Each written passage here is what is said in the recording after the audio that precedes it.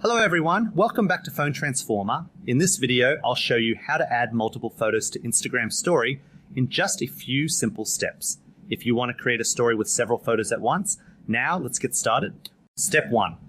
Open the Instagram app on your phone. This is where all your stories, posts, and reels are managed. Step 2.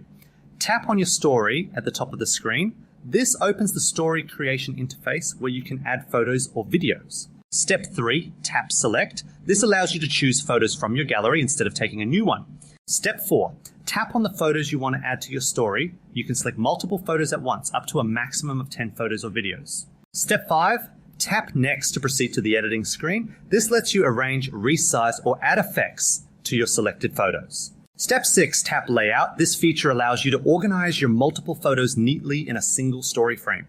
Step 7, tap the right arrow and then share your story. This publishes your story so all your followers can view it. Thanks for watching, and don't forget to subscribe to Phone Transformer for more simple Instagram tips and tutorials.